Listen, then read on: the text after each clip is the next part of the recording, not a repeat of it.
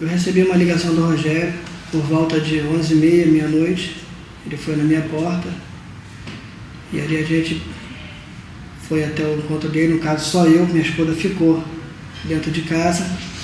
E ali ele veio relatar algo em relação à minha filha e à minha esposa, falando que o pastor abusou da minha esposa e tirou a virgindade da minha filha. E eu, para me precaver, porque eu temia muito pela vida do meu filho, porque meu filho se encontrava lá do outro lado, lá na Froreg. E meu filho estava da mesma forma que ele fez comigo, falando que a minha esposa foi abusada e a minha filha foi estrupada. Eles fizeram com meu filho, que na época ele tinha a idade de 19 anos. Então a minha intenção dessa gravação foi porque eu quis fazer essa gravação no intuito de provar para o meu filho a verdade. Como é que tá, meu irmão? Agonhado. Esse aqui é o gaúcho, já ouviu falar do gaúcho? Já. Da pega do sapo. Aí, ó. Pô, Zé, tô sem dormir. É mesmo?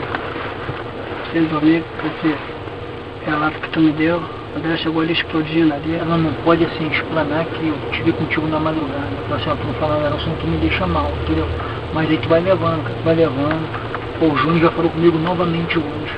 Entendendo? Falou, Rogério, o que você, assim, pretende ajudar, tu assina embaixo, tu pode falar com qualquer um, já contrário que eu me ajudo, só pode avisar o Márcio que eu ajudo ele.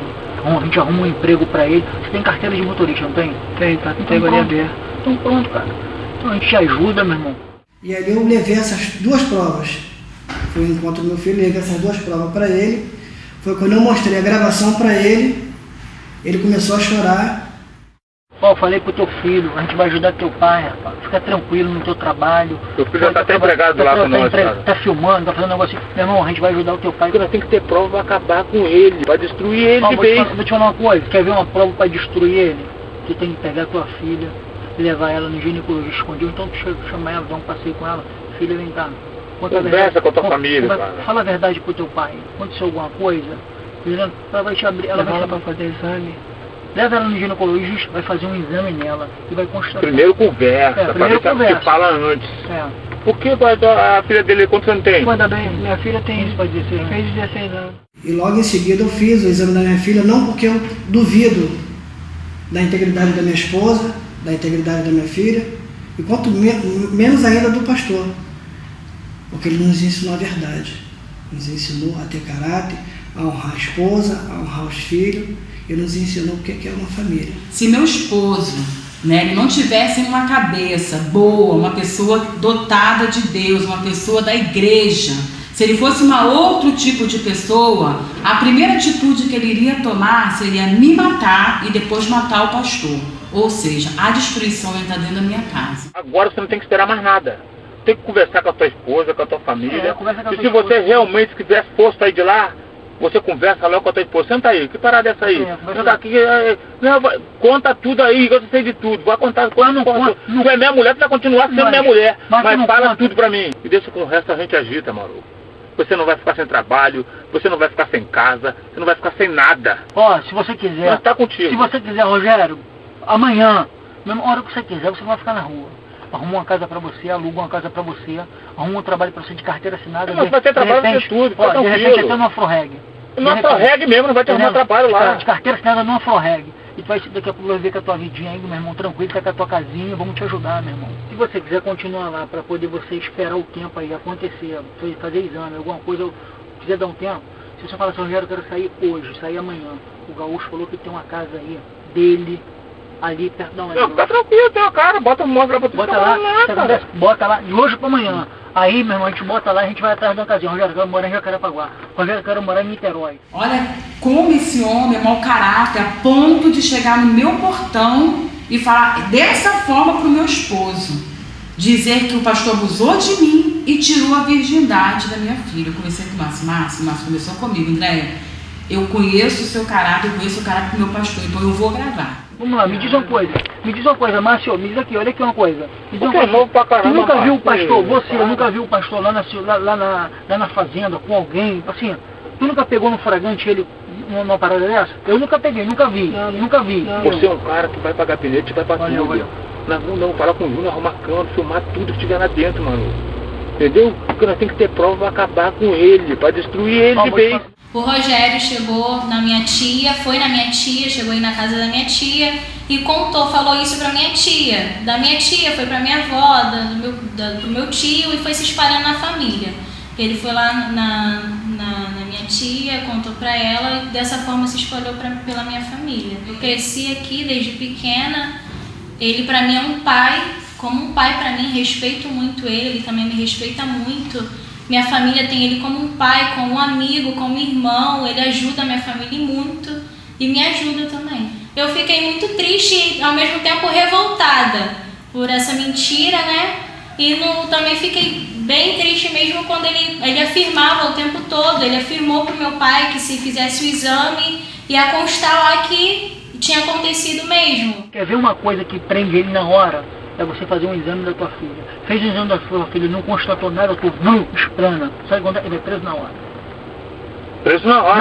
Na hora. Fazer tua filha de menor. Eu fui para lá porque eu tinha saído de casa, fiquei 2 anos fora da igreja, do pastor Marcos Pereira, fiquei fora. E fui passar um tempo na casa da minha tia, até porque eu tinha me desentendido com meus pais, problema familiar. E eu fui passar um tempo na casa da minha tia, e como o Rogério e a Zeneide eram vizinhos, eu me encontrei com eles lá, conhecia eles daqui, da igreja, que eles congregavam aqui na igreja, e eu encontrei com eles lá. E lá eles me perguntaram como é que eu estava e se eu estava desempregado. E eu falei que estava desempregado. E eles falaram que podia arrumar uma Afroreg para mim, que ia arrumar um emprego para mim na Afroreg, e eles ficavam insistindo para mim poder dar um depoimento contra o pastor. Só que eu falei para eles o seguinte, pro Rogério e a Zeneide, que eu estava em busca apenas de um emprego, não queria me envolver, não queria me meter em nada disso, só queria um emprego. Aí eles falaram que ia arrumar um emprego para mim, tudo bem. Arrumaram uma Afroreg para mim trabalhar no mês de março, eu comecei a trabalhar na Afroreg. E no mesmo dia do contrato, eles no final do expediente, eles falaram assim para mim, aguarda um pouco que a gente vai para casa, como eles moravam perto da onde eu estava, na casa da minha tia, eles falaram que ia me dar uma carona para casa. Eu aguardei. E nisso, já tarde da noite, eles chegaram para me levar para casa, estava todo mundo na Afroreg, só em locais diferentes lá dentro. E no meio do caminho, ao invés de eles me levarem para casa, estava Rogério, Zeneide, mais um policial da BOP, que se apresentou como um polícia, estava junto com a gente no carro, se dizendo levar a gente para casa, e no meio do caminho desviou. Me levaram para a delegacia, para a DECOG. Levaram quando eu fui me dar por conta, eu estava dentro da DECOG. E lá eles disseram para mim, eu falei, pô, o que eu estou fazendo aqui? Aí eles falaram, você vai vir aqui agora para dar um depoimento contra o pastor. Eu falei, pô, mas eu falei para vocês que eu não queria me meter com isso, eu não queria falar nada disso. Eles falaram, agora você vai falar, pô, agora você tá com a gente. Isso porque foi no dia do contrato. Eles me levaram no mesmo dia para mim poder dar o depoimento contra o pastor. Com medo, eu fui, porque estava com muito ódio, com muita raiva do pastor. Vamos acabar com esse cara. Tá entendendo? Nós vamos acabar com ele. Entendeu? Não vamos dar trégua a ele, não.